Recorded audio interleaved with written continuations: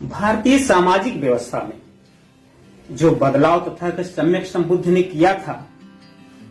उस बदलाव को उनके बाद की पीढ़ी में कुछ अंतर आया। कालांतर में बुद्ध की उस व्यवस्था को और अधिक पैमाने पर फैलाने के लिए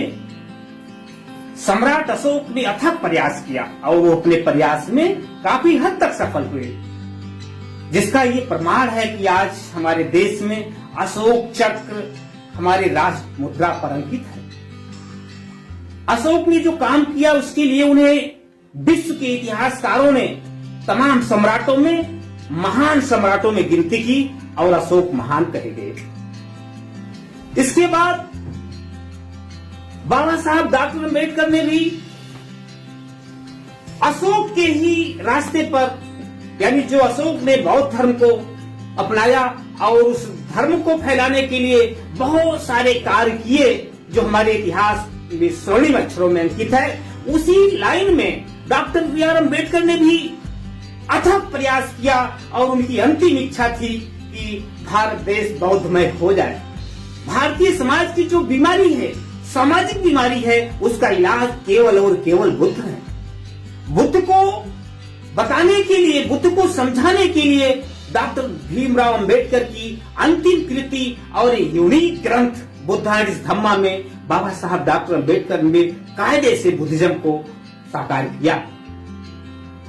बाबा साहब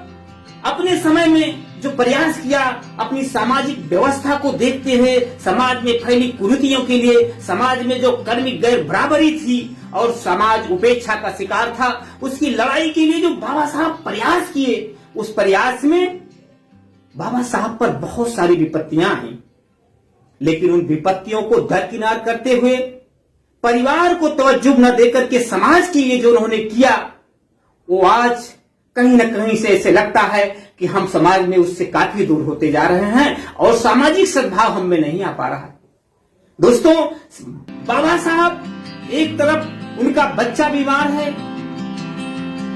एडमिट है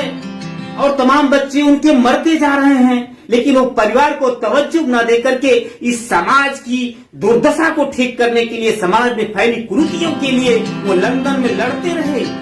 आपके लिए लड़ते रहे, इस समाज के लिए लड़ते रहे। और उनकी अंतिम इच्छा थी कि इस देश में, इस समाज में जो कर्मिक गैर बराबरी है, जो ऊंच नीच है, जो पाखंड है, वो दूर हो सकता है तो केवल बुद्ध के दर्शन से तथा के सम्यक बुद्ध के दर्शन से ठीक हो सकता है। उसके लिए उन्होंने नागपुर में 5 लाख लोगों के साथ धम्म दीक्षा भी दी और इस समाज को इंगित भी किया कि केवल और केवल ये सामाजिक बीमारी दूर हो सकती है तो बुद्ध के दर्शन से, बुद्ध ने जो रास्ता दिखाया उस रास्ते पर चल करके ही समाज को सही दिशा मिल सकती है। ये डॉक्टर अम्बेडकर की अंतिम इच्छा रही। दोस्तों, वो समाज से अपेक्षा करते थे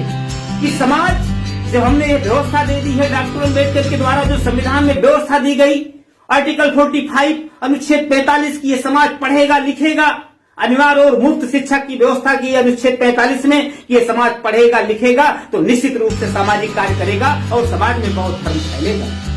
भगवान बुद्ध के संदेश समाज में आएंगे। इसके लिए डॉक्टर अम्बेडकर ने पढ़े लिखे लोगों से कुछ अपेक्षाएं की। उन्होंने कहा कि जो